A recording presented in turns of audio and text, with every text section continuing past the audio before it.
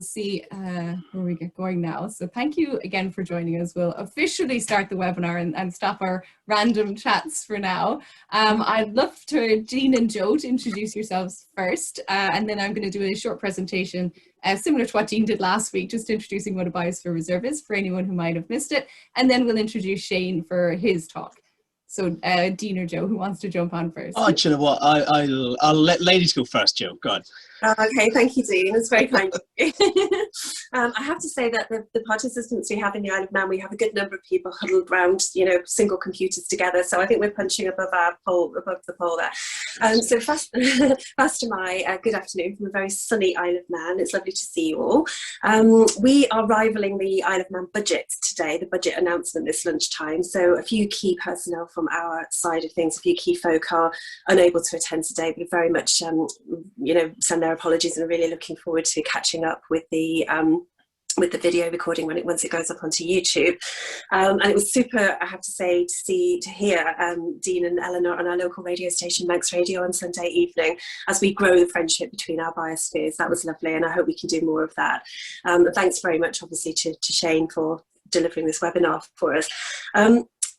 The three central pillars of the Biosphere programme are obviously conservation, learning and sustainable development.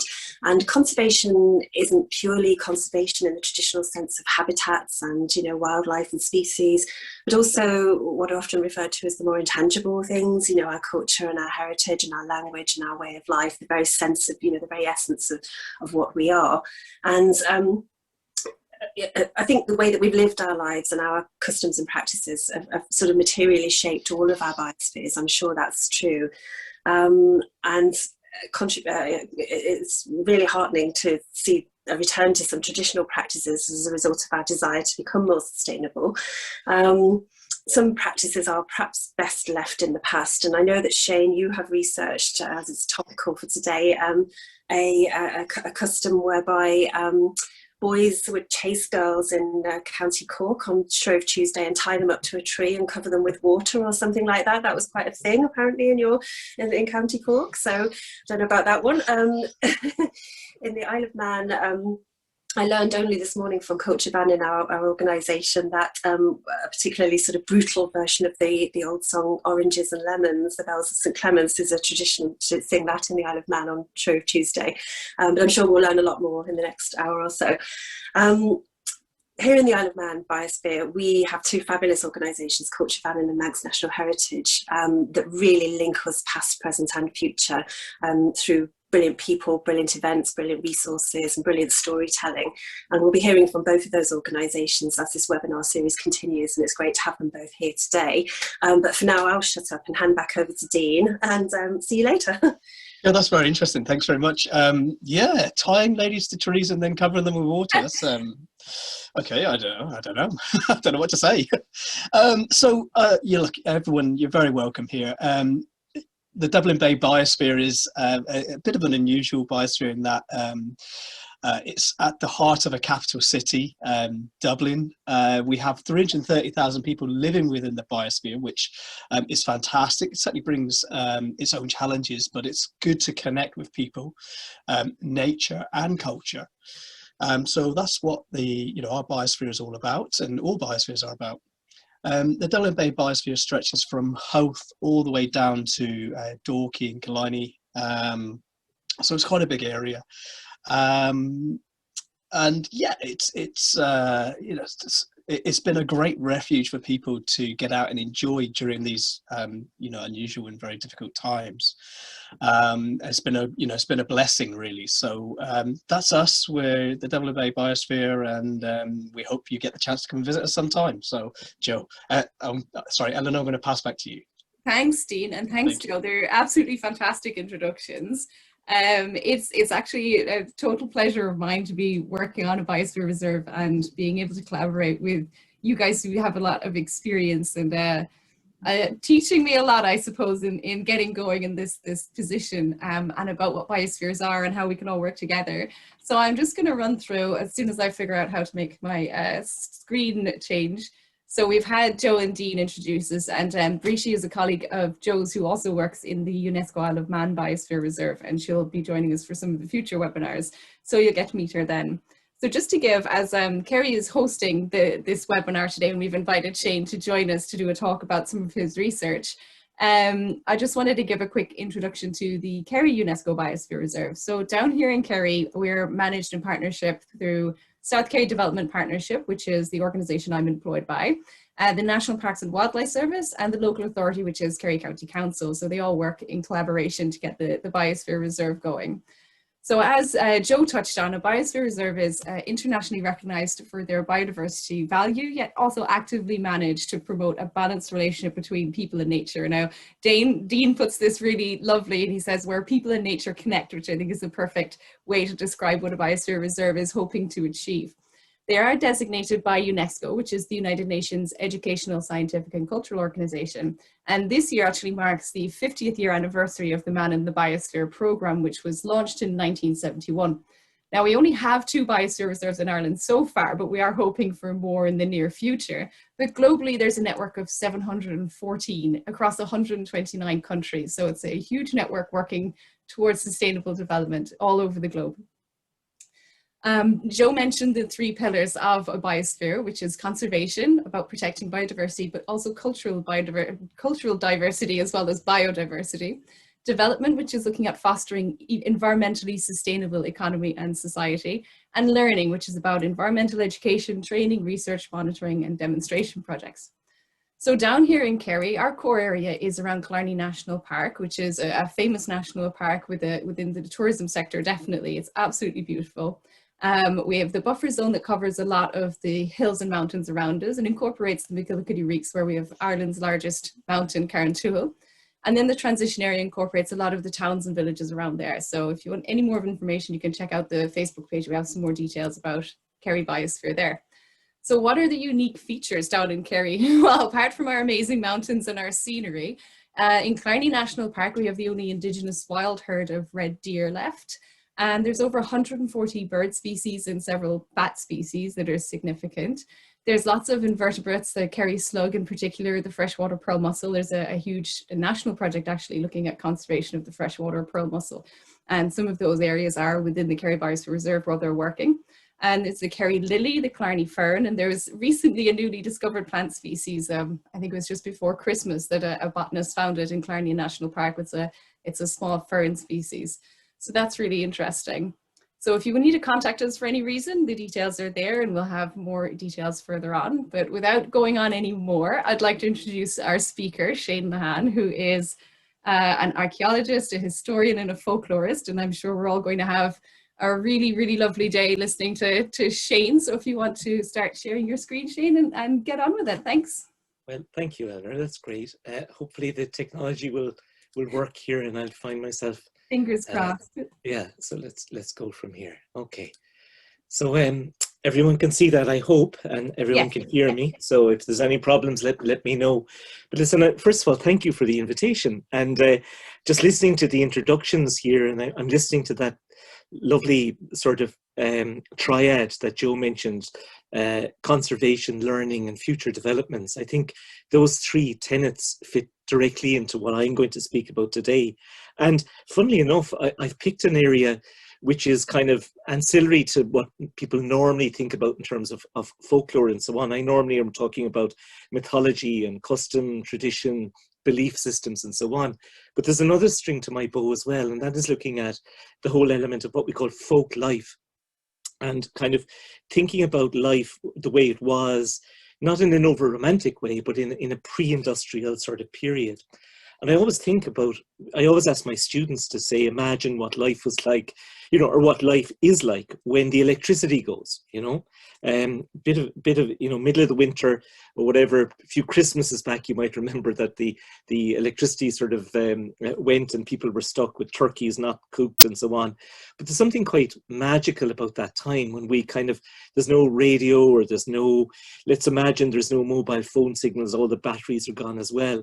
And people are kind of forced into another time zone where they they sit down, they find the old candle, they sit around it, they're thinking about what's going to happen. And there's a sort of a stasis, a kind of a pausing of the anxiety of the modern world that we all sort of live in. And it's sometimes broken when the electricity comes back and you can hear the fridge thumping back on and the lights blare and glare into your face. And I always kind of think about that sort of difference that's there. And it's interesting for us to do that, because one of the things that I'm interested in, that a term I'm going to use today quite a lot, is the term vernacular. Vernacular is normally applied to language and linguistics and so on. But one of the things I talk about is we all have these different needs, whether your need is light, whether it's heat, whether it's food, whether it's entertainment, recreation, any of those things. And normally what happens is that you can, in the vernacular pre-industrial tradition, you can only use the materials that are to hand, that are close by. You know, it's pointless. If you don't have electricity, you don't have electricity, you have to use something else. Is it sufficient to purpose? Does it light the dark? Yes, it does. The little candle does. And then, interestingly enough, everything comes from what we would call heritage or inherited know-how. That is the notion of tradition. So when I'm talking to you today, I talk to you about, I'm going to pick maybe 10 different examples of the vernacular as the way, in the way that I see it. And these elements, response to need, materials to hand, sufficiency to purpose, and inherited know-how are all part and parcel of that. My favorite example of vernacular, just to give you a good example, would be the baby's rattle. So you've got a baby crying or who needs to be amused or entertained. So that's your need.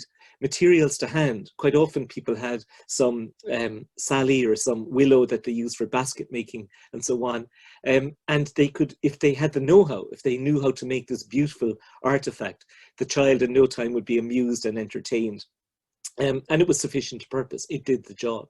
Lots of children had, when they were teething, would be chewing on bits of willow like this and so on in the past. I'm also interested just academically in the work of a man called Marcel Mauss, and he's interested in what we call techniques. We normally use the term technology to talk about the you know, modern day computers, blah, blah, blah. But in his definition, the techniques by which we get through the world is the knowledge of the different techniques and how they build upon each other. And one of the things I think that's very interesting is that the more advanced our techniques become, and techniques based on other techniques, the more we have what you might describe an increased ineptitude in many ways, and certainly a sense of disempowerment.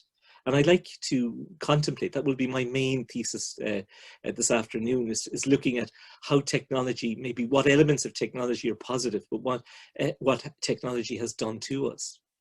And don't get me wrong, I'm a complete techno person. I love it. I have my iPhone.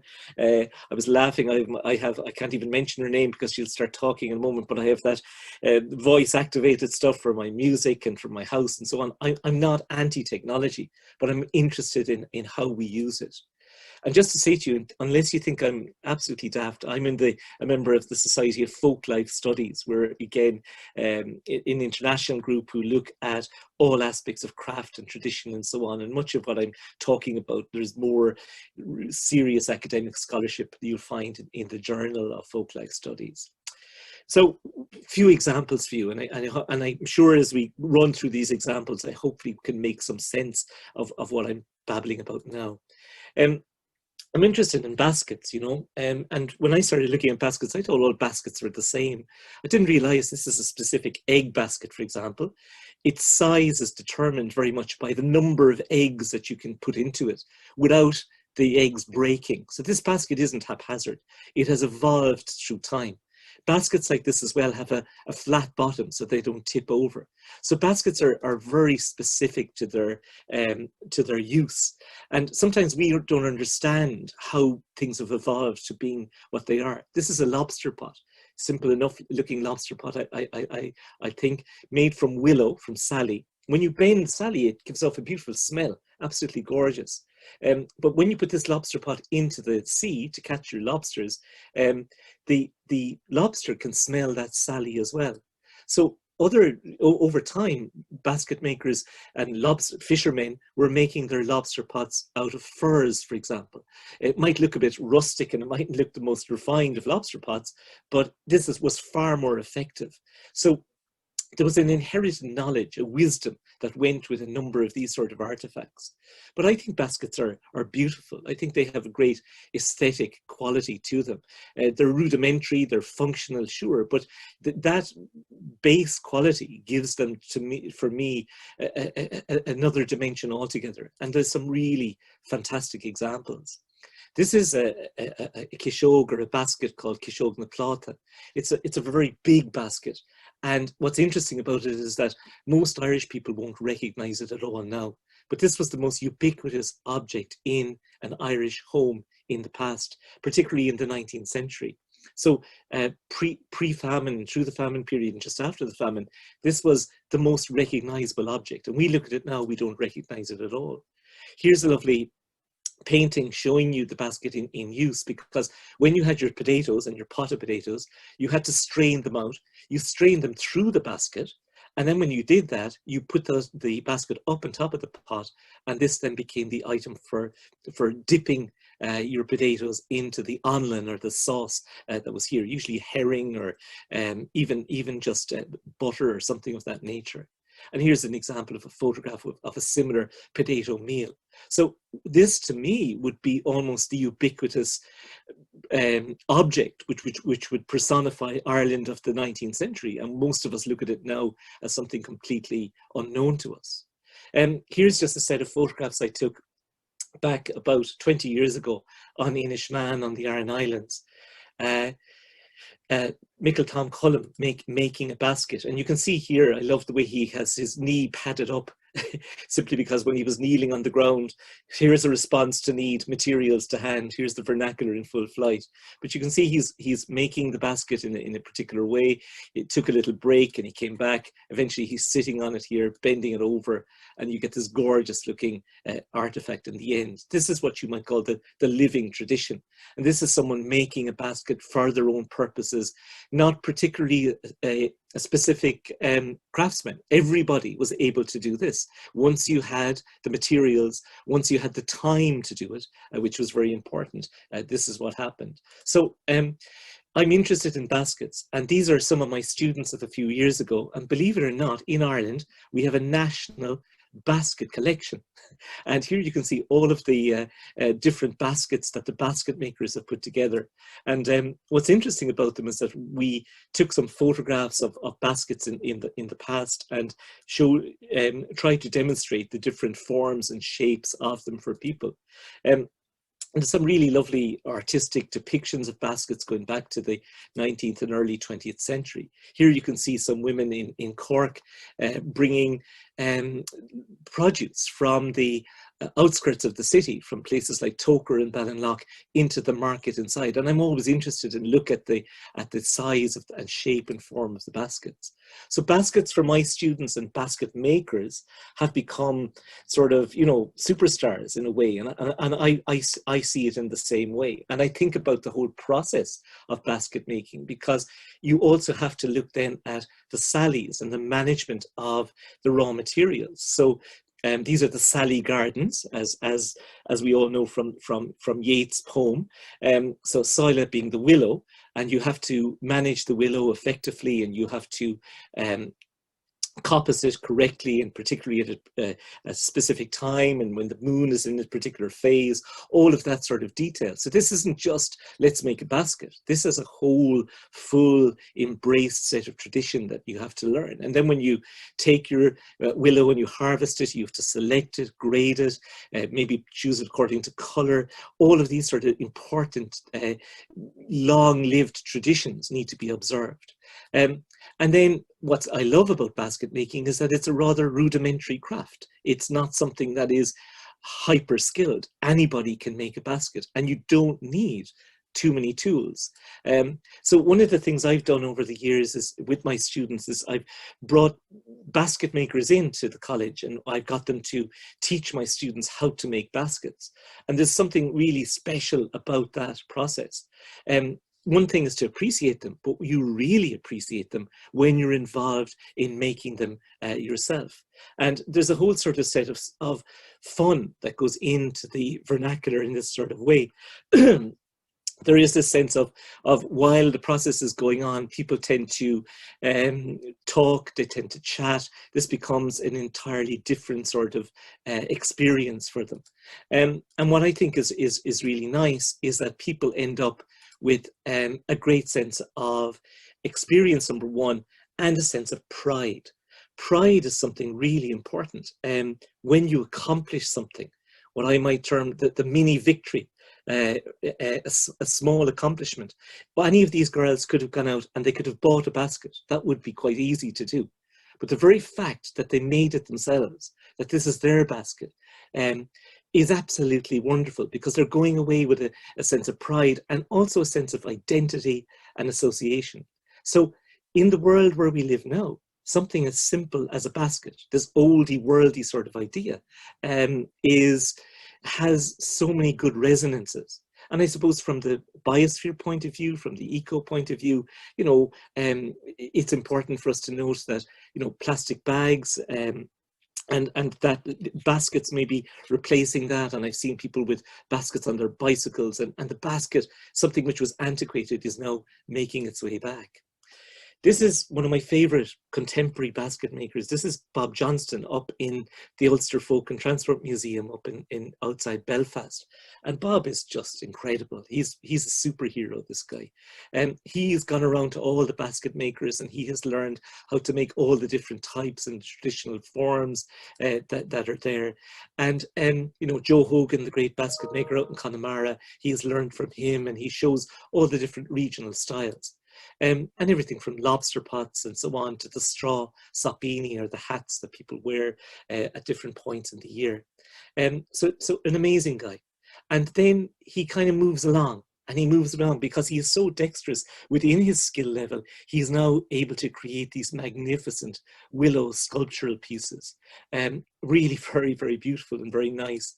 And not only that, the north of Ireland is now celebrated for Game of Thrones. I haven't an opportunity to have watched one episode of Game of Thrones, but my students keep telling me that it's terrific. And on Game of Thrones, you have this throne, obviously, but this is the equivalent, if you like, in this whole sort of basket making tradition. And this is kind of the way in which the craft has gone. And you can see here Bob's sort of work. He's taking these dragons. This is an image I took up in his workshop last year, before all the COVID closed down and so on. And these are amazing forms using basketry that have now found their way into the Ulster Museum. So one of my points of contention here is that the vernacular, my great mentor in university, Garrod O'Crowley, Garrod used to say always, Shane, the vernacular has a funny way of reinventing itself and re-establishing itself. And when I look here at Bob Johnston's gorgeous basket dragons, it's not something I would have preempted, but it shows me that the craft and the skill can have relevancy and resonances which are really important. I threw this one in this morning because I was chatting to my brother Barry, who lives in Perth in Australia, and I just thought it was an interesting one. And you mightn't think it's a traditional craft, but the bicycle revolutionised Ireland from a social history point of view.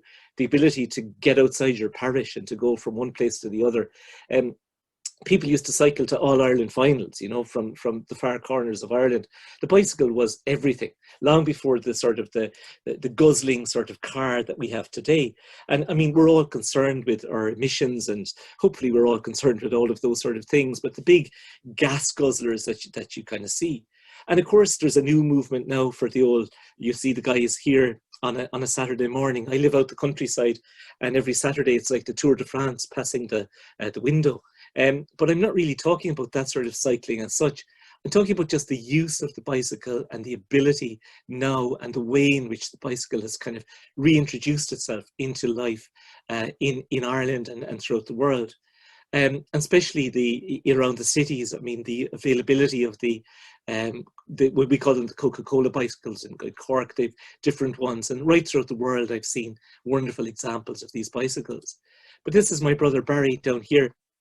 This morning he sent me this photograph, and he lives in Perth in Australia, and he has a 40-minute cycle, and he uses his electric bike now to go to the university and back to home. And just seems to me the joy of being on a bike, the joy of the literally the wind around you, the sights, and you know, somewhere magical like these cycle paths in Perth where there are no cars to bother you and so on. It seems to me a fantastic sort of innovation. And the best thing he told me is that when he brings it home, he has and he's in Perth where it's sunny all the time, he charges up the battery with his solar cells that you see here, his solar panel, so he's zero carbon footprint. So I think that's another really terrific example of kind of something that belonged to an old-fashioned way of life, perhaps. Then the car comes in, and then we go back again into something maybe that's got other qualities to it. I'm interested in folk life, and I'm interested in various parts of the pre-industrial world.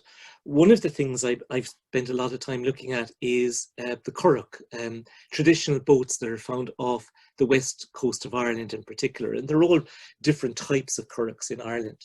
There's a group that we have called Mehel Mara, the group working with the sea, and they're very much involved in looking at traditional boats, the different types and the different forms and the varieties that occur in all the different parts of the west of Ireland.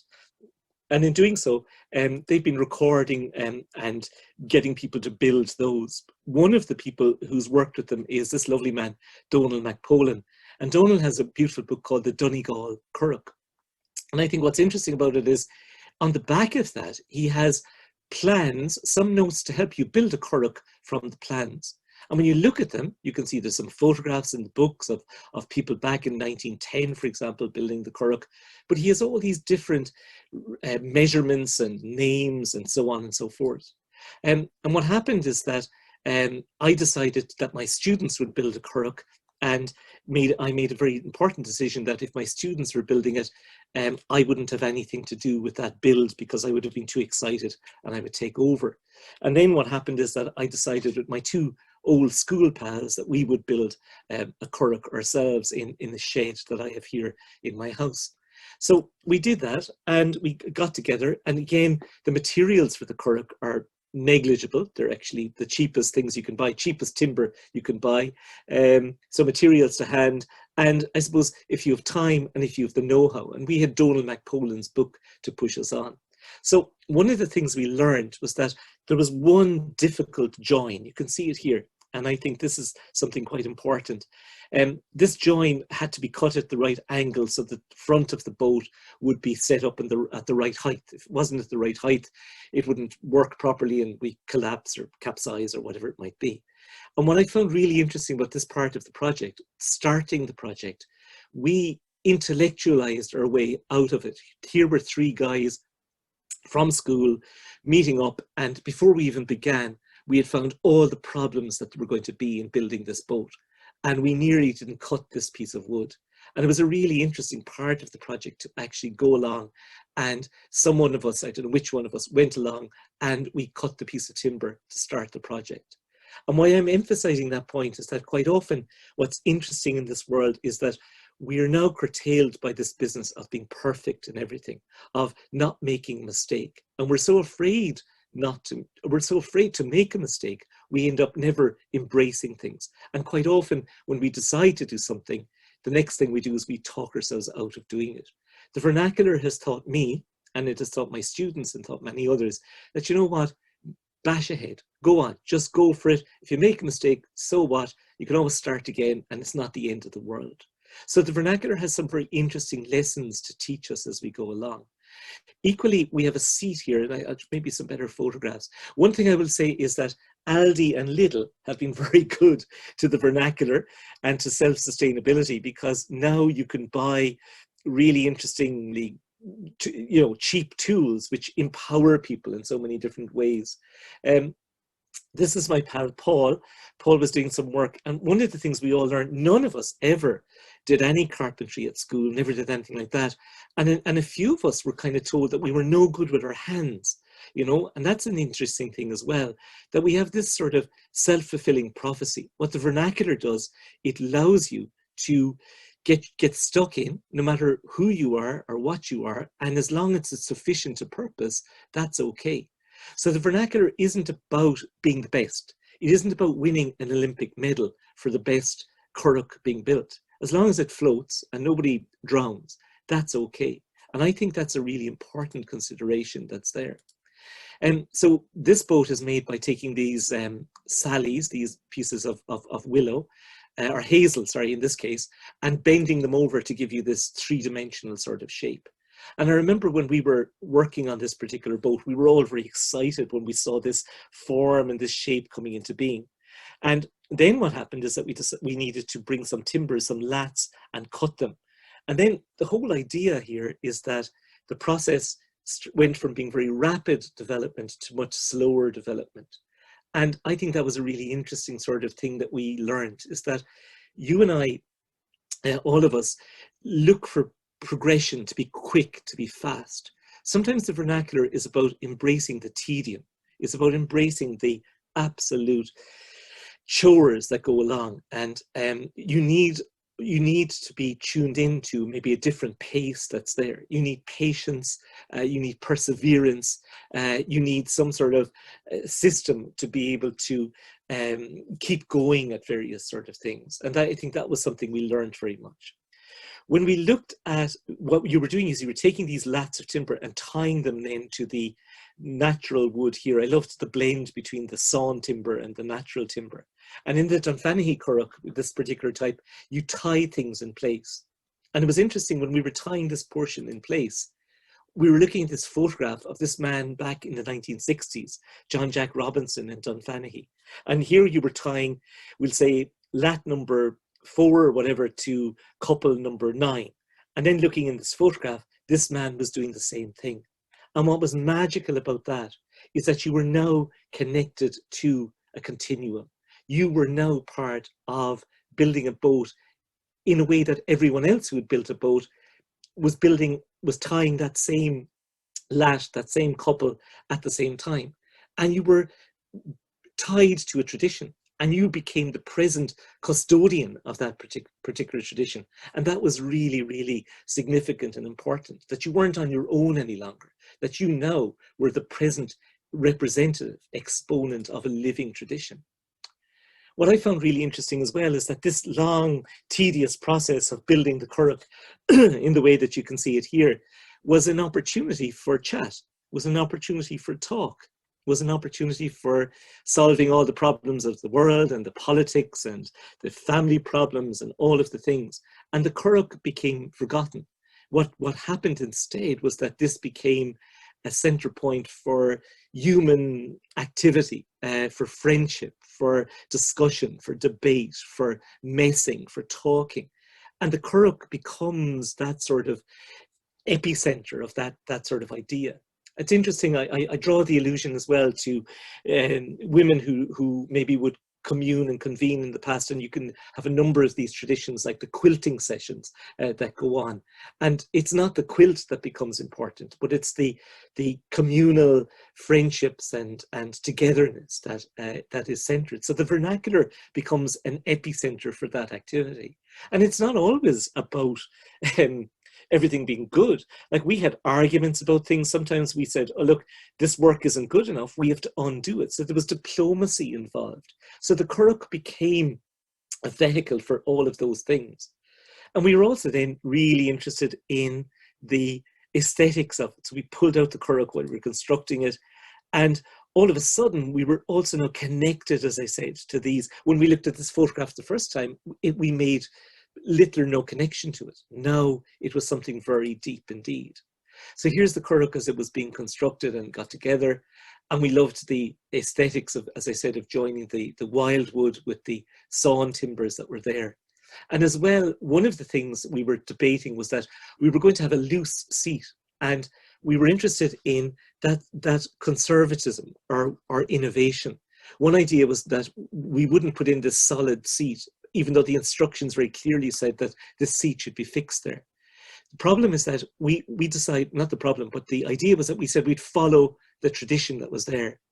And we were lucky we did, because if we hadn't put the seat in, the entire curragh would have fallen apart. Each of these timbers, which are bent over, would have pushed out to be straight again, and the whole boat would have fallen apart. So sometimes tradition and following tradition is about understanding the inherited mistakes that other people have made. And it's not all about innovation. You need to understand why things are done in a particular way. And often, as we move on in time, that's not the case any longer. We've lost that connection of knowledge. So here we are putting on the canvas. I won't go on too much more about this. All very exciting. We had to put tar onto that out on a sunny day. And here we are finishing it off. And I remember the day we finished it, the accidental boat. We had no idea. We actually had never believed when we began that we'd actually have a boat. And then, of course, we brought it down to get it sort of into the water. And luckily, we put on a few life jackets, and off we went then. And it became then, for a number of years, the sort of centre of our lives. The Cork became a place where we went on holidays, down to Long Island, down in West Cork.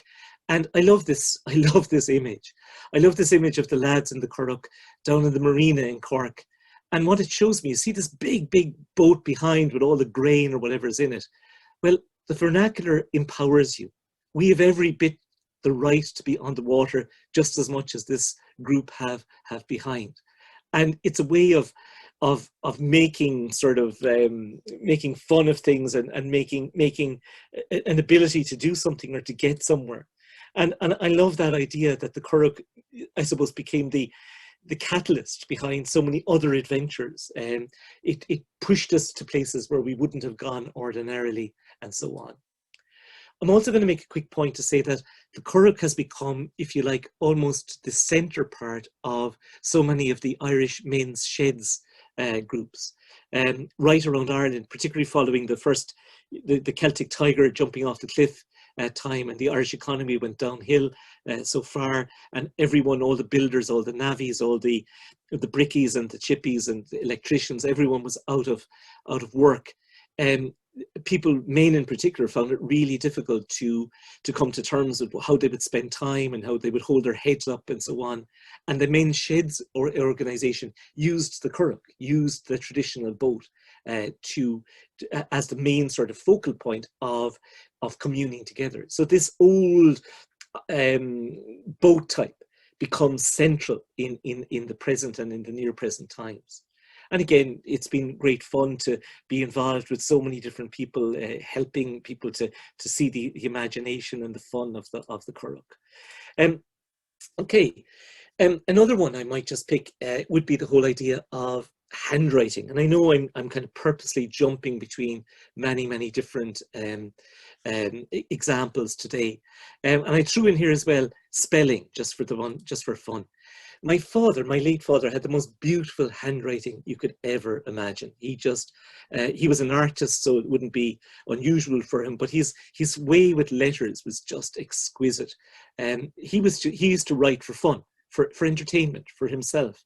And in the Irish language, in English, in all sorts of things. And this was Tadhg here. This was him back a number of years ago, posing for a PR shot or whatever. But you can see his ability to use the pen and the brush. He worked a lot in cinemas and in cinema posters, doing these little signs that were part of the cinemas. You can see some of his beautiful ability to manage letters and letter form. So I think I'm interested in that very, very much. But brush lettering was something that he did as well, and he used to do it on windows, and he often had to work backwards. So I'm actually interested in letters and letter forms and the spacing between them. And I often say to myself every time I throw something into my fantastic Apple Mac computer, how I can move around letters and so on. I said, oh, if Tadhg, my father, could see this now, he'd be so delighted with the different choices that are there in the process. But I'm also conscious that I'm conscious, because I grew up with it, that how people are not conscious of letter and letter forms. And even brushwork. This is the great Thomas Chupere, the man who's really developed many of the towns of West Cork and Kerry in his signwriting and his signwriting abilities. But I'm interested as well in calligraphy and in letter forms, just even the ability to create these sort of beautiful letters. I was in Calligraphy Society in Cork, and these pieces, Jane Bulfin used to write to me. I kept all these envelopes simply because the envelopes were so sort of beautiful in themselves. So I'm saying to you, there's a craft in writing. There's a craft in how, and it's a craft that all of us have learned. And somehow what has happened is that in the modern day technology, we've left it behind. In one generation or in one decade, the ability, and my own handwriting has gone to pot. I used to pride myself in my writing when I was young, and now I scribble badly. And it's an interesting sort of idea. I got my students to, we did an exhibition a few years back, 1 or 2 years back now, called The Disappearing Craft of Letter Writing. And not only were we talking about making letters, but we were also about actually writing letters. And we wrote to all different sort of people, including from presidents to politicians to artists and so on, and each of them wrote a letter back to us. This is Bobby Bala writing back, and so on. So it was actually quite interesting to get a letter literally in the post, something we don't do with email and so on. And I know it's really important quite often now that if you get something which is almost a relic of someone, which is almost something that someone has created, it shows you a little bit, it's a part of them, and it's a keepsake, it's a memento, and there is something special about that. And I'm suggesting to you that our technology is kind of taken that sort of away from us. However, I've just rediscovered something. I have this fantastic app on my iPad called Remarkable, and I have a little Apple Pencil, and it allows me now to actually combine my love of letter writing with various, or writing itself with the technology. So I'm kind of interested in how, as Garrod would say, the vernacular re-emerges, and how maybe technology can assist us and to keep us. And when I send off my notes to various people and so on, I send them off now as a PDF where I've handwritten something, and my personality and my ideas and my stream of consciousness are all there in that process. Letter carving is something I'm interested in too. I won't go into too much detail. This is the great Ken Thompson, great friend of mine, a person who really made me appreciate the forms and the skills and the crafts of letters. And this is the wonderful Tom Little, likewise, who's got just skill beyond belief in terms of their creation. And I say that simply because this is the way we have now moved over to creating our various, I suppose, the memorials and so on, that we literally computer print out on a sheet of hard paper, and we sandblast out the material, and we no longer have that sort of skill. And to me, there's a great sort of beauty and long-lived sort of tradition that goes into handcrafted letters. I threw in wall building as an example. I love walls. I love looking at walls. I love looking at the coursing that goes on in walls, the different stones, the way they're done, the coping stones on the top. We've kind of forgotten about different types of stones. These are the Mourne Mountain walls. You can go to different parts of the country and you can see the vernacular materials to hand that will tell you and define your wall type. But this is what we've ended up doing now. We end up building a concrete block wall, and then we stick a few bits of metal in, and we pastiche a kind of as we'd say here, a maquillage wall, or a pretend wall in front of it. And this is taught to be a craft. This is taught to be a skill. To me, that's a tragedy, because there is so much to know about wall building. And what I will say to you, it wasn't necessarily the expert mason who made the wall. Everybody could build a wall. Go back to Ireland two generations ago, every farmer, every person in an area built their own sort of wall. If you want to see walls in all their glory, you should go to the Aran Islands. I love going to the Aran Islands. And I'm particularly interested, for example, in their gates. This is a real example of the vernacular. The gate, first of all, is usually a V shape. And it's a V shape because the cattle are actually, usually when they're pregnant, they're quite big, but they're kind of got that narrow at the bottom and wide at the top. And what happens is that to go through that gate, that V shape has to be there. And then when you're finished, and when you want to stall up the gap, as it were, you just literally take each stone and stack it on top. So you're rebuilding the wall. And that's kind of materials to hand, no timber available, sufficient to purpose, within a tradition. And it also takes time. This isn't something that's hurried, that's rushed. So that's a good example. But building walls are interesting because there's broad walls at the bottom. There's a foundation. The stones are here. The small stones are in the center. There are tie areas that go along. The wall tapers up, and the coping stones keep the whole thing together. And there are ways in which these walls were built and so on. What I find really interesting is that there's a Dry Stone Wall Association of Ireland. And I remember they were having a session here in Cork, about maybe 5 or 6 years ago. And John Cronin, and the archaeologist in the county council, sent me out the notice. And I said, oh yeah, that'll be grand.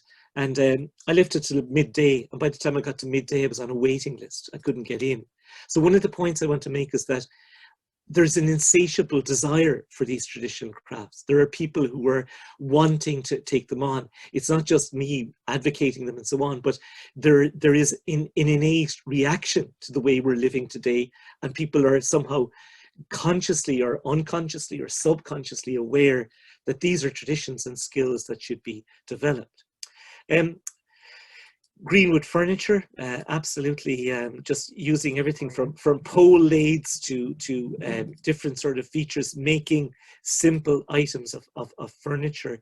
And, you know, using green wood, using tools that are there, people using the natural bend in timbers to create quite beautiful, quite rustic in a way, it depends what you're after. But there's something quite pleasing about something of this nature. And often what's interesting, I find, is that someone in a big apartment complex now in New York City will pay massive money for one of these. That the more rudimentary it is, the more elemental it is, the more desirable it is. That there's a movement away from the sort of the finesse that comes with lots of furniture. And you only have to look at IKEA and look at different designs to see how this element of what I've called vernacular furniture is re-emerging again. And not only that, there are lots of people involved in, again, communal groups who are learning these simple skills. And there's individuality that goes into each and every one of these items of furniture. This is a nice one from Johnston Castle down in, on my way down to County Wexford, Wexford. And the stool, of course, the four-legged stool. I know people talk about the three-legged stool, just one of my bugbears. There are many more four-legged stools than there are three-legged stools, but that's another story. On the Aran Islands, which I go to and I visit quite a lot with my students, and in particular, I'm fond of going to Inishmaan, the central island here.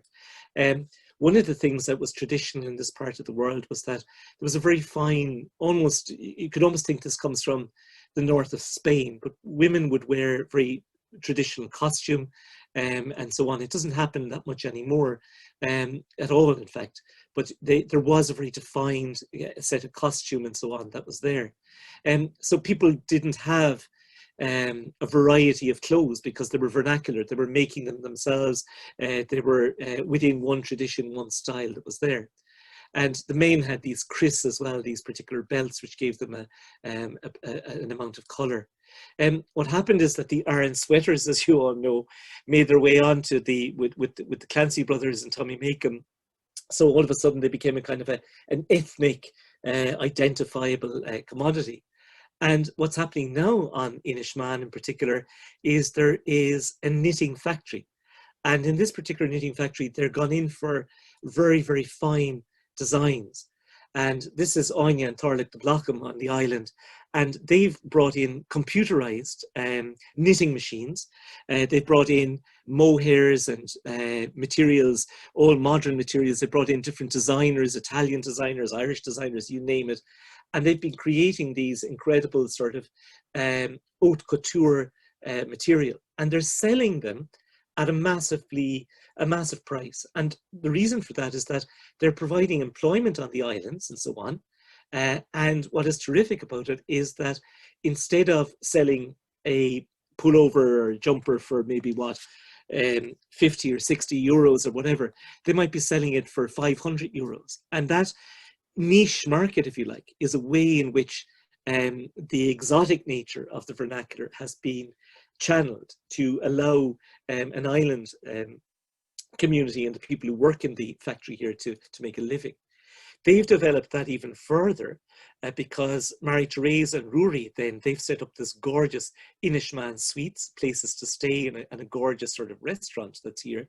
And there's an elitism about this as well, because if you're in a .com company, or if you're, you know, you have lots of money, blah, blah, you want to go to somewhere different and exotic. Well, the vernacular, the simplicity of life on Inishmaan becomes something that you want, the stepping off. It's a bit like the electricity going out, as I mentioned earlier on.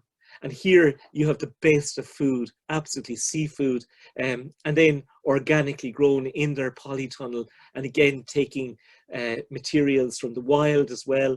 All of this sort of idea is absolutely celebrated, and there's an insatiable demand for it.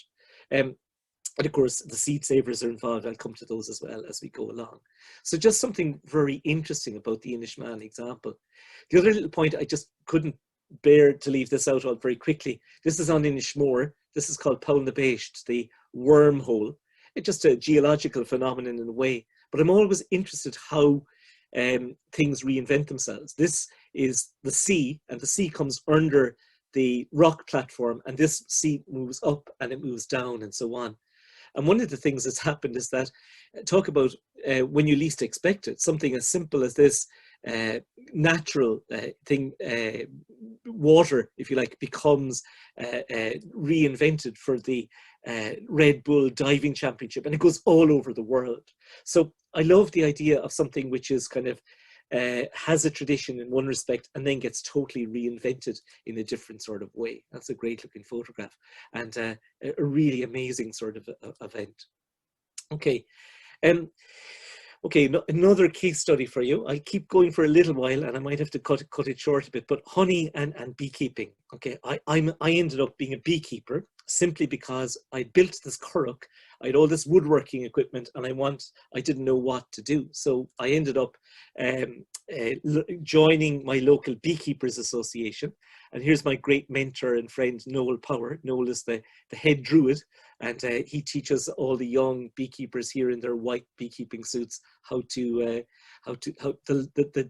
craft that's there. And this is my apiary now, beautiful place up from my home, and I go and I visit there. And I'm conscious, because of the bees then, I'm conscious of pollen, and conscious of trees, and conscious of the farming community around me, of insecticides and pesticides of all sorts of descriptions. You know, I'm interested in all of the things that happen, and the bees have created that scenario for me. And I've had to learn how to look into the hive and how to find the queen in the hive, and looking as well then at the honey that is produced, and uncapping all of the honey and doing all of that sort of thing. So here's my buddy Peter and myself, and we're doing a bit of work on that. But I can't really, I could spend another 2 hours talking to you just about bees, but nobody appreciates the amount of work that the bees have to do to get the honey, and to get honey into a jar. And I often, when I'm going to visiting a friend's house, instead of bringing them a bottle of wine, I'll bring them a jar of my honey. And most people look at it and say, oh, thanks very much, thank you. And they put it down, because they're not aware any longer of the process. And they can't be aware of the process because it is so involved and it is so intricate. But that sense of disassociation leads to a massive sense of lack of appreciation, and therefore these traditional crafts become almost null and void in so many ways.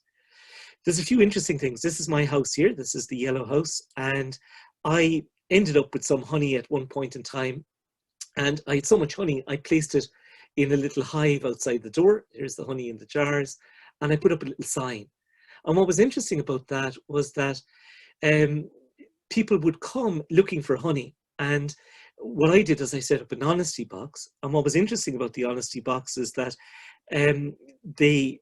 people were really intrigued by the honesty box. People found that putting up an honesty box like this, where people could leave the money inside and they could take the honey, it created a whole sort of understanding in my local community that people are generally good and people are trustworthy. And I will say that nobody has ever taken any money or stolen any honey from the honesty box. So you start off with a sort of a craft, and then all of a sudden what you do is you find out that something like this has ramifications within your community. It's very important for me because I'm not church going, for example. Neither do I have any children in the local school.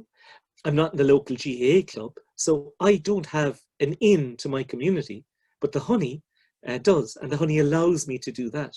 So honey has created much more for me than, or the bees have created much more for me. They allow me to talk to my neighbors, to older people coming to collect honey for whatever purposes that they have. And then people started bringing back their jars. To my shame, I hadn't facilitated that, and therefore you have all the recycling going on, and that has another knock-on effect within the minds of people around. So there's all sorts of different sort of elements that are there. Okay, I'm going to skip a little bit because I'm against the clock at the moment. So I've got another 10 minutes or so, and then I'm going to stop up. I'm interested in books when I go around.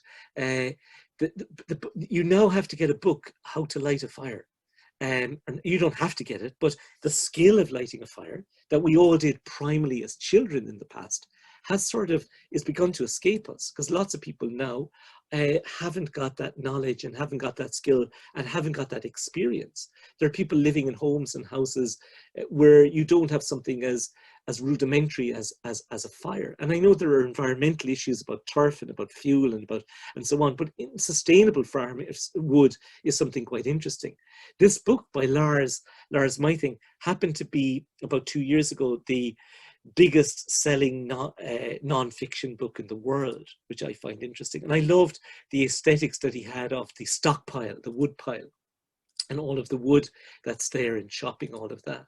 So there is something quite interesting. This was one of my projects over the COVID period. I decided I would do the same. And the amount of satisfaction when you go out and you look at your wood pile is kind of special. It's about you surviving, survivre, on which we live. The survival, one of your core needs would be to stay warm. And having that sort of visual touchstone that you will be okay for the winter is a really amazing sort of idea. So fires and stoves and all of those things are important.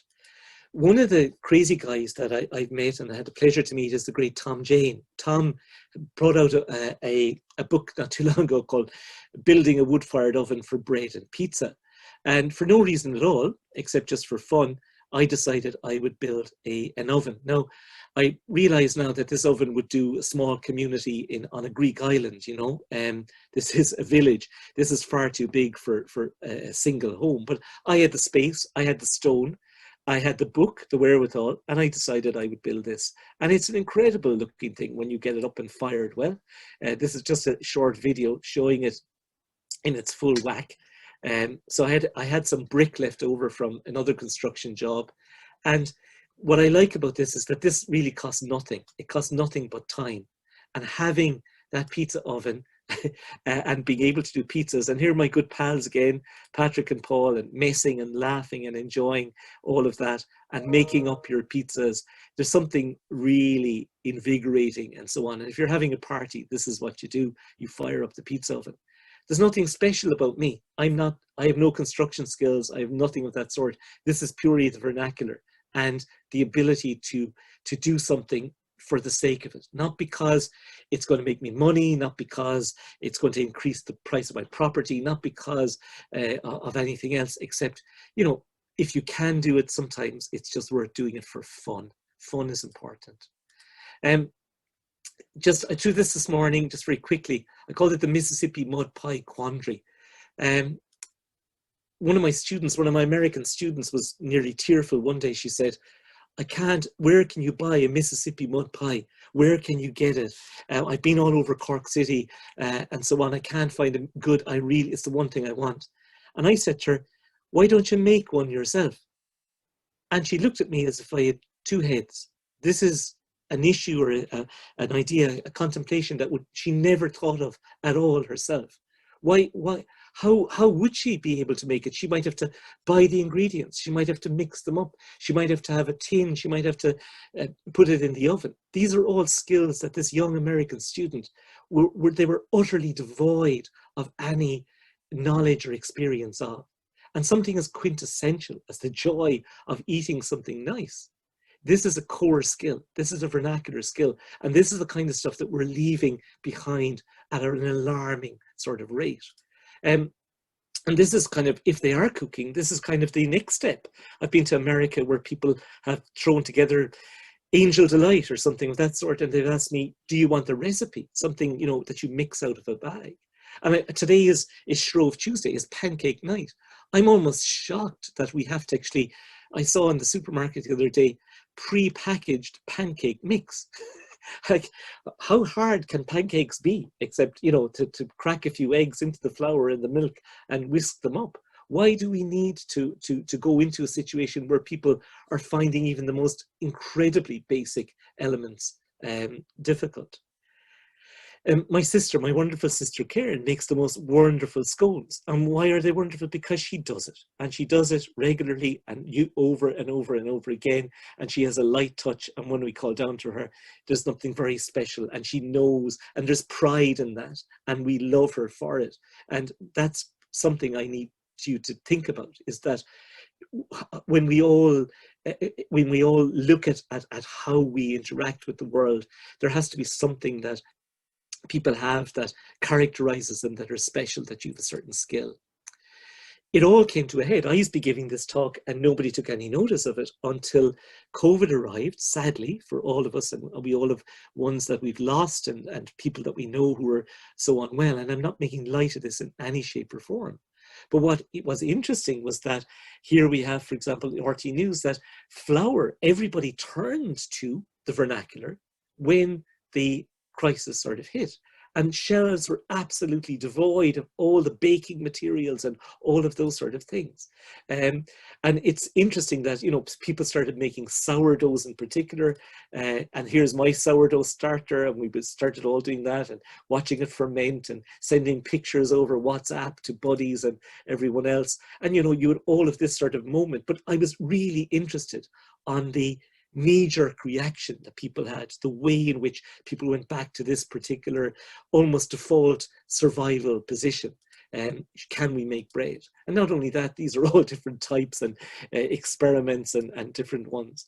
I started making this fantastic rum cake, and that's caused me to kind of move up pan size, if nothing else, soaking it with alcohol, rum and brandy and so on. But even just apple cakes and different elements that are there, all that sort of stuff is there. So food is something we've forgotten. This is me at one Christmas getting the goose, killing the goose, which is something people don't do, plucking the goose, you know, as best you can, and then having this sort of entire knowledge of where your food comes from and not wasting any one bit of that particular goose that year. When we look now at the way in which we consume food, not only are we consuming mass-produced food, but we're consuming sort of cooked food. It's been cooked for us. And that sort of idea is kind of intriguing. And then there's mechanically retrieved meat and all that sort of awful stuff. And some people who eat, say, something like chicken, sometimes have never seen a chicken or cooked a chicken themselves. And in fact, the whole convenience that we have now, in fact, we're now not eating food for taste any longer, which is kind of really frightening. We're now eating food for calories, and not only that, we haven't got the time to cook anymore, and this is the typical scene in many of our homes, including myself. I'm not holier than anyone. So it's an interesting idea. And then we're eating that in front of the television because we need high octane stimulus all of the time. Gone really are the occasions where you're sitting down as a family at the table enjoying your food. I know that some people will demand that and so on, but this is certainly not the norm any longer. It's becoming something unusual. Okay, I was going to say some things about mushrooms and inherited knowledge and so on. One example just to say about mushrooms in Ireland is that we've lost the tradition. I'd love to be able to eat mushrooms, but I don't trust anybody. If someone says you can eat that mushroom, I really need to know that I can eat it and I'm not going to lose my sight or I'm going to die or I'm going to get sick. So when I talk about the inherited knowledge, other countries, Italy, Spain, France, Germany, they all have, Czech and Estonia, all of those wonderful countries, they all have intimate knowledge. Our knowledge broke during after the famine period. and we've never been able to re-establish it. And you need to have confidence in the people that are there. So that inbred or ingrained knowledge is important. I'm interested in the development of allotments, okay, and how many allotments and how many people have started to grow their own, and the facility for that. There's a demand and a need for all of that sort of idea.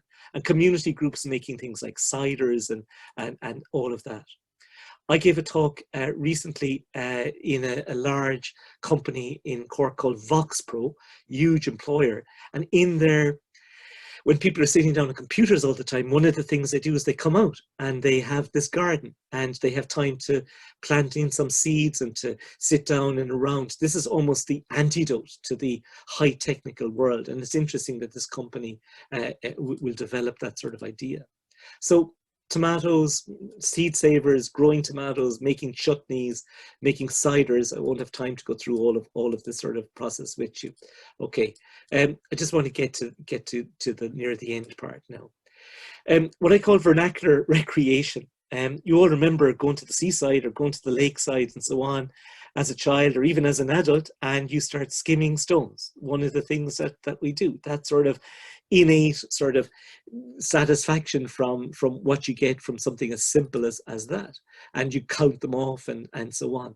So the vernacular is about taking something which is rather simple and which is homemade and gives you a sort of a thrill. In Cork we have a game of road bowls, which is kind of again a vernacular sort of sport, a vernacular sort of game. You don't need very much. All you need is one metal bowl, and after that it's almost like games that people play when they're kids and when they're learning the rules as they go along. Out in Inishmaan and Patrick's Day, they have a game called CAD. Fantastic simple game where you take a little stick and you put it up in the air. Here are my students playing the same game, and again, once you get into it, it's an absolute joy to play, and all sorts of skill involved. So sometimes we can do sort of various things, and so outdoor games and recreation of that sort is quite important. But what I notice now is, and I have 4 magnificent grandchildren, my partner's daughter's kids, and they're spending more and more and more time playing virtually into large screens. And this has become the norm. And even at a very young age, they're swiping televisions and so on and so forth. So the ability to amuse oneself is something that is interesting. And you know, you have people now who are wired in all of the time. I would say to you that one of my biggest observations is the whole concept of conversation. I noticed that people there's an art to conversation. You have to work at it. You have to practice it, like any of the vernacular crafts. What people are doing now is that they're ignoring each other. They're having kind of conversations with others and so on. I can't get over this sort of phenomenon at all. And even when I sit down and I speak to my students, I say, put away your phones, we're going to have a chat. They don't have the skills any longer to entertain me. I'm trying to entertain them. I'm making the conversation. They've lost that skill. This is a typical scene in a park on a sunny day, and you can see everyone is disassociated. In my day, you'd be eyeing up someone and going over, chatting them up or whatever. That's the kind of different society that's there. And even the protocols at dinner and so on and so forth, they've all changed as well. I would suggest to you, there's Sean, my wonderful first cousin, storytelling, the ability to have the oral arts. This is a vernacular craft. To be able to style language, to be able to communicate, to be able to entertain is a massive part of the tradition. And it's something that isn't given enough attention. This is an amazing guy, American guy I've met once called Joel Ben-Izzy. Joel has been working with everyone from political leaders to, as he says here, high-tech cancer researchers, Hollywood movie studios, coffee farmers, you name it, because the art of story in terms of marketing, in terms of strategies, in terms of lessons learned and so on, there is inherited value and knowledge within those sort of sectors. So as my finish off, and I'm not going to be too much of a grumpy old man, don't worry, but I think it's interesting. What can we learn from the vernacular? I think that first of all, the vernacular allows for context for fun, for diversion, for excitement, for enjoyment and achievement. Whatever you end up doing, if you learn how to sing a song and you're singing it out in the garden on your own, certainly there's a sense of achievement that you've learned off the words, you're enjoying it, it's diversion if nothing else. There's something quite special about that. It connects us to and lets us express what I consider to be our instinctual primal skills. I'm suggesting to you that some people don't know how to light a fire. I would think that lighting a fire is a core element of human civilization that we should all still know how to do. But what do we do when we're children? We make camps, we pick berries, we slog apples, we do all of these sort of things. These are all necessary for survival. It gives us a sense of achievement, a sense of pride. I think pride is huge. Remember my students with their baskets, myself with my currach. A sense of participation, of relevance, of control. And what I would suggest, it's a vehicle for happiness. The exponential increase in modern technology has resulted in a distancing and a disconnect from these core skills of human survival. What results is disempowerment. I've been teaching for nearly 35 years now. And in those 35 years, one of my biggest issues is looking at students who are entirely dismayed with the world and what is ahead of them. They are entirely lacking in self-esteem or self-worth or their know-how or ability to interact with things. And my biggest issue is the issue of suicide. I have so many students who have suffered from and who are suffering from suicidal ideation. Why? Because we live in a world where the vector is to be the best, to be always the most successful. We're now dependent on others to supply all our needs at a cost. And people become bored, irrelevant, senseless, detached, with feelings of uselessness and depressed. Time, and time is everything, time is the key to everything, the most finite and most valuable component of life is often wasted in doing nothing, craving external stimuli to occupy our time. We've now got a mechanism through the internet of continual high-octane thrills, roller coaster, dopamine-filled sort of endorphin rushes of wow, wow, wow. And that sort of, we crave that all the time. What we're not able to do, and I'm nearly finished, okay, don't worry, I'm nearly finished, Elder. What we're not able to do is to fill our time effectively. And the vernacular allows us that. It teaches us that self-generated, even tedious and repetitive chores, I often think of myself cutting the grass, okay, it's not, but I'm delighted when it's finished. Time-occupying undertakings can result in, number one, a distraction, self-worth, pride, achievement, an accumulation, as I said, of mini victories against the world. Embracing any aspect of the vernacular of old skills and traditions is not anachronistic, but instead supplies a significant context where we can appreciate and respect the great and wonderful complexity of inherited learning that has brought us to where we are in life. So sorry for going on a little bit there, a bit longer than I should, but hopefully I got some of the points across. Fantastic, Shane. No apologies necessary. I think everyone's really enjoyed that lecture. Absolutely. Definitely looking at some of the comments that have come through, they're really positive. So John Fitzgerald has said he's enjoying this so much. Shane is touching on everything and it's very fluid. And Even Lamb has said it's a beautifully crafted lecture, really fascinating. And I know there was another one further up here. I'm looking for it as well. Has said that your talk is one of the best in terms of engaging and motivating that I've heard in years, and thank you for that. So I suppose first, one of the questions that came through was how do you get to be your student, Shane? Where can we learn all these amazing crafts? Well, I suppose I've been teaching for a number of years. I teach a course called Cultural and Heritage Studies in Colossus Fan Natha, CSN, College of Further Education. And the beauty of that is that I developed that course. And I've been building these ideas and these philosophies over the years we can't build a curragh and make a basket and build a wall and do all those, but we always pick something every year. We always pick one project and we build on that and we work on that. So the great thing is that I have young and, oh, well, I won't say old, I have mature students and young students, and it's the synergy between the two. It's the ability of everyone to be thinking and developing, and we visit so many wonderful places. Before COVID came in, we would have a field trip every Wednesday. So every single Wednesday we're out off campus and we're actually meeting people in the landscape, and it is just, that's the key. That's the best part of what we do.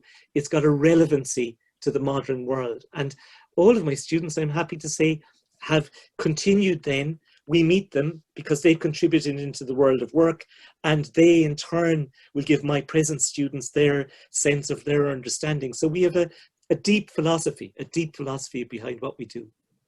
Shane, thank you so much. I have to say, I suffer from many of those things that you pointed out towards the end, you know, I just can't do this. Okay, I can light a fire, you know, that's great. But, you know, it's taking those risks and not worrying about not being the best at it. And that's an important message. Yeah. We've a number of questions coming through. Actually, one of them which kind of relates to that. Oh my goodness, where's it gone? Goodness me. I missed it because there's so many other messages coming through. When you're saying that, Dean, you mentioned one thing which I think is really important, and that is this concept of always being the best. The vernacular is about putting a roof over your head and not letting not letting the rain come in. You know, I often think about how things have changed. I pity young people who are getting married now. They need to have the full package. They need to have the 2 dishwashers, and the garden has to be laid out, and everything has to be there. There's this sense of, you know, it's the journey has to almost be complete by the time you get to a certain point. And I don't think that pressure was on people in the past. Yeah. I think in the past, people did a lot of things, they were together and they built it up over time. Yeah. But there's so much. It's now. Yeah. Or yesterday, preferably. But I think actually, Joe, I think it was your question about, you know, connecting and the mental health thing. I think you raised that in yourself there in the general chat. Would you maybe? I've just managed to find it. It's in the chat. Do you want me to read it out, Joe? Sometimes it's hard to remember what you wrote down after you've typed it. So Joe's wondering if you see an association between mental health issues and the disassociation that you're speaking of, and how you think that maybe we as biospheres or as communities can promote people in finding joy in that crafting and the making and accessing the vernacular like you've spoken about.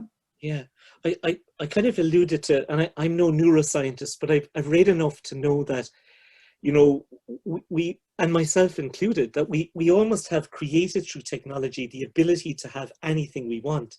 Particularly, let's say, if you're browsing through your YouTube or whatever, you're constantly, I find it difficult to actually now concentrate on one thing and enjoy it, because I'm in the middle of one thing and I move on to something else, I move on. So there's almost this sense of not having the discipline of sticking with something that is what I would call slow release satisfaction as opposed to climactic thrill.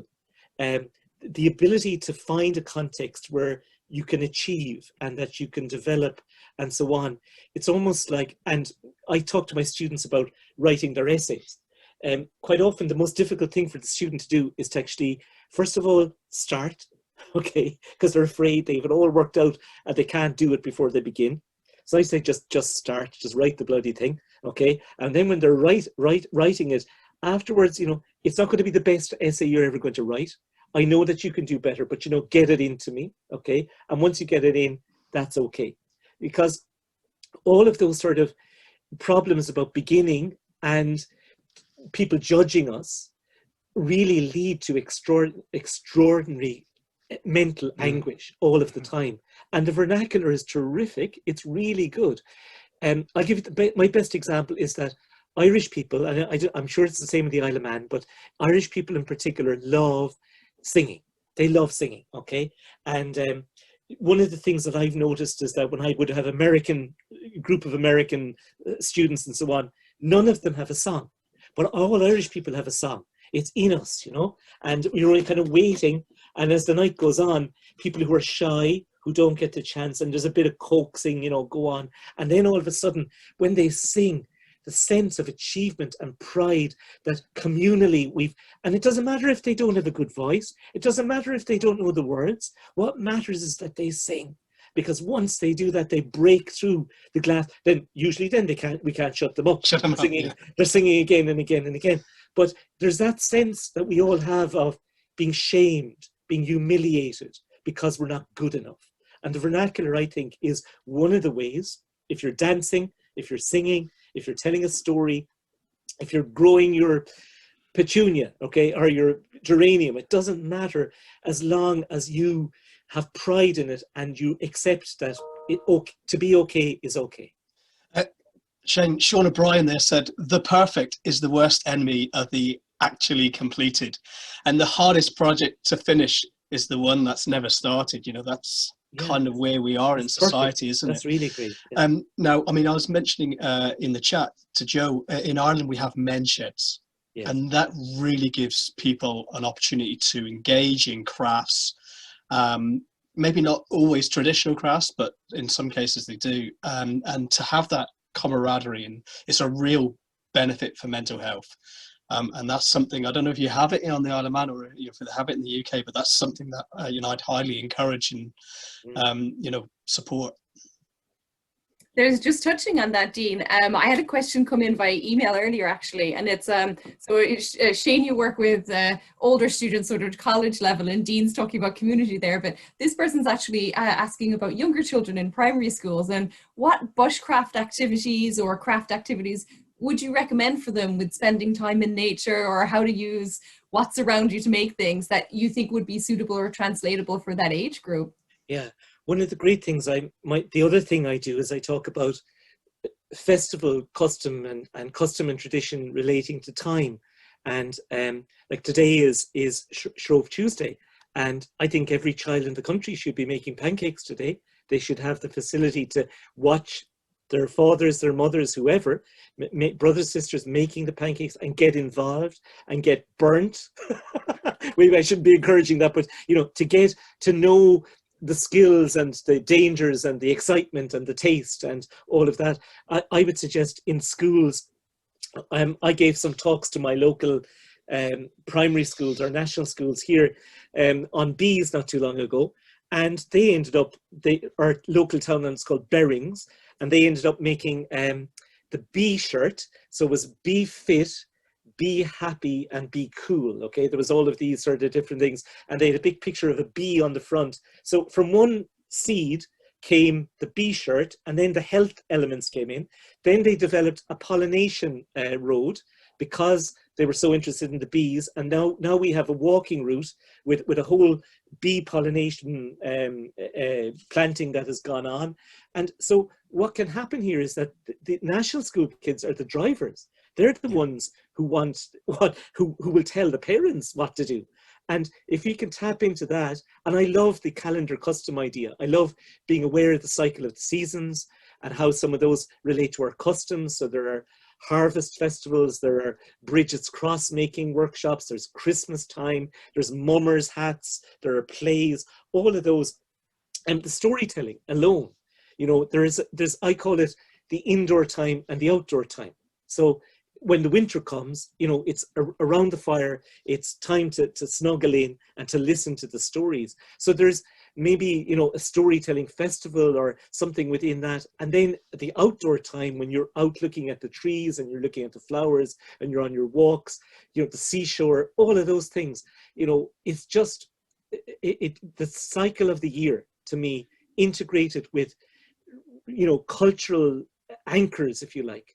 And there are so many. I could rattle off 40 of them just now, you know. Shane, you might be pleasantly surprised to learn that actually we're blessed in Dublin. I mean, you'd think there'd be a big disconnect from, you know, the tradition, but we have a school, Johnston National School there in Killarney. They grow their own wheat and make their own bread. on school grounds, which is fantastic. Wow. You know, that's amazing. That's you know, obviously great teachers, great principal, great staff, a whole lot. We have Owls Club, Outdoor Wildlife Learning and Survival, a chap called Andy Fleming set it up, and it does all the things that you're saying. The kids get out, they make their fires, they make their dens, their shelters, they make bow and arrows, and it's all these things that, you know, connect them to the wildlife. And actually we've got something that we're going to be launching very soon, and it's the sharing of ideas amongst biospheres. So this is something that Joe's done on the Isle of Man. They have a scout badge. Well, we're going to have a biosphere scout badge, and I believe Kerry will be as well, and it'll be for children to be able to connect with their biosphere. So part of the biosphere badge will be just getting outside and enjoying the view and taking in all those senses, and then at some point committing to helping to protect, you know, this wonderful nature reserve that we have. So, you know, there's things that are happening. There needs to be a lot more of it, though. The one thing I didn't emphasize enough was that what sometimes, and parents are important here, and schools are important, what might have been considered a waste of time. You know, why would you send someone, why would you go out and walk in your local park or your greenway, or why would you cycle your bike, you know, when you should be studying, because the exams are coming, and to get the exams you have to get, you know, you have to get to university. To get to university you have to be the best, and then from there you have to get your degree, and then you have to get your job, and then you have to make your money, and then you have to get married, and you have to get your mortgage, and you have to blah, blah, blah, right? So there's one vector, and we only seem to work to that vector, and the value, regardless of what we say in that model, is continually in one direction. And anyone who does something silly, or make a puppet, or do something, it's kind of, there's almost a frowning going on, you know, oh God, you know, why are they acting, or why are they doing something, why are they learning to sing a song? They should be doing their applied maths, you know? So there's a sort of an understanding, I think, that has to come, that the major thing for me is what I call happiness. Happiness is a really important concept that nobody pays a lot of attention to at all. And Joe, you mentioned mental health. That's if you're having fun, you learn in such an amazingly positive way. And I know we're all speaking of saying the same thing, but to me, that when you'd say to someone, you know, that's a waste of time, that's the killer for me. Nothing. If someone wants to do something, there's probably a need in them to do it, and they need to be supported to do that, and nothing is. We're going to have to get to a question that was asked actually quite early on by Porig. What work is done through Biosphere to promote the Gaeilge place names, animal, birds, plants? These often give quite a natural perspective of the world around us. I tell a little bit of a story. I believe that this is Cecilia. Great name for a seal, Cecilia, but actually it could be Ron, because the Irish name for seal is Rowan. Is that correct? Now, as you know, I'm not a native Irish speaker. And Rowan does exactly what it says on the tin, Ron seal. I don't know if that was by accident, but no, it's absolutely right. I mean, what are we doing to promote the Irish language? I don't know, Eleanor, do you want to maybe give us an idea of what you're doing down there? Well, down here in Kerry, there's a wealth of Irish place names, and they all tie into historical use of the landscape, or the skills of the people that lived in the area. There's it's an amazing narrative behind place names, which is really fascinating. We're really looking in this area. There's a researcher called Eugene Costello who's done a lot of work in the area, and there's another historian whose name has just left my brain, so I apologize, I can't remember your name. But there's a lot of work in that, and what I'm hoping to do is to incorporate that within any information that we have about the biosphere, so that those traditional place names are getting the same recognition that our more modern or more Anglicized or Anglicized place names are, just to encourage that. And then when we offer stuff to schools as well, we always try and work with as many of the Gaeilge schools in the area and to support the students in looking at the the other names and maybe looking at how those other names might be more relevant to the species that you're talking about than the English name that we're using. There's often a good story behind the Irish name or the Gaeilge name when the English name is a bit more, I don't know, like just sounds like it or something. So yeah, we're working towards incorporating it more. And I think, Joe, in the Isle of Man with your Manx language has a lot of connections made as well. Yes, our culture van organisation does a huge amount of work in this area. They're still online, hopefully, at the moment. Little leaflets relating to nature with the Manx species names and things like that, and GIFs on their social media that kind of cartoonise the animals and kind of tell the story around them. And it's stuff that appeals to children at their age, really. And as you say, it's often it's much more resonant to kind of look at the reason for the name in Manx or in Irish Gaelic. So yeah, I mean, one of the things that I'm doing as part of the 50th anniversary of the UNESCO program is putting a post on the dreaded social media every day. One of my greatest sources of information is actually Birdwatch Ireland, and they have information about a whole range of bird species, local bird species, and they have the Irish name, and they have the scientific name and its common name, and it's really good to get that to share that information. But I think there's more that we can be doing, certainly in the Dublin Bay Biosphere. So it's thought-provoking. I'm delighted that Poor Egg raised that as a point. So hopefully we've answered your question, and you have our contact details if you think there's something that we could be doing better. So yeah, appreciate that. I just add in terms of, I said I'm not against technology because I think we need to see how the technology, but just taking the Loganamaka site now, the place name site, with Patrick Weston Joyce's wonderful notes that have now been digitized, and the ability to see all of that in terms of archival material. And then people are now collecting local field names, and there's now a scope that we know through the access of GPS tagging and so on, we have the ability to celebrate local heritage in such a way that it was never accessible before, and it's a massive repository in so many different ways. And I think the language is integral to that as well.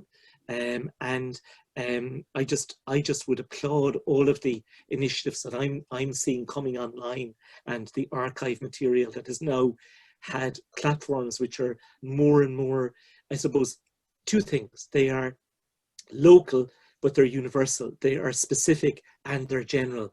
And that's really what history and what the study of the past is about, is to be able to make your local relevant in a global sort of context. Yeah, I think time is catching up on us. Shane, I've got one question for you though, if you don't mind. The Kirk, how long did it take to build? Okay, the answer to that now is that we never wanted to finish it. Okay, we stretched it out as long as we possibly could.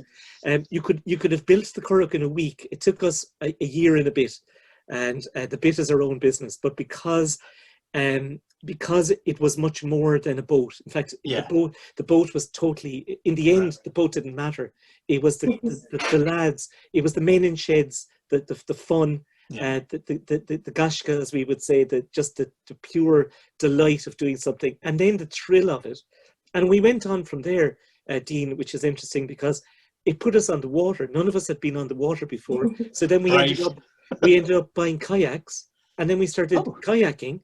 And so the vernacular gave us the step to bring us to somewhere else. And there's all sorts of other projects now in the offing that we would like to get together, not for the project, but for the friendship. For the friendship, fantastic. Would they have normally been built by communities or individuals? Just out of curiosity. Individuals, no problem at all. And you might have had a professional carpenter in a locality who would have specialised in it. But having said that, most people were able to build their own, and certainly if they didn't, they would all fix them and maintain them and look after them and so on. And when they wore out, the great thing was that they just built a new one. Why? Because the materials were cheap, they had them at hand, and what's more important, they just needed the time. They had the know-how as well, and it was sufficient to purpose. The vernacular is all about, nothing is permanent. Once you have it within you, you can actually do anything. It's the tradition is within people. It's not the entity at the end of it. Do you know, I think we could do a load of these short videos. You Yeah. know, for, to be able to, again, it's coming back to technology, but just to learn how to do them in a, you know, in simple steps, that'd be great. So Shane, there you go. Maybe there's an opportunity for you. Sorry, Eleanor.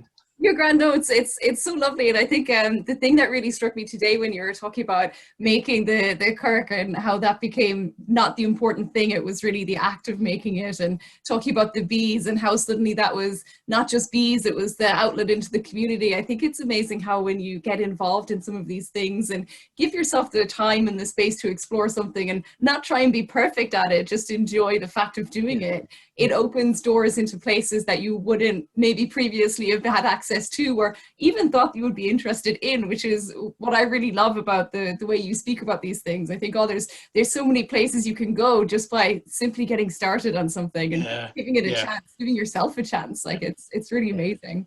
Yeah.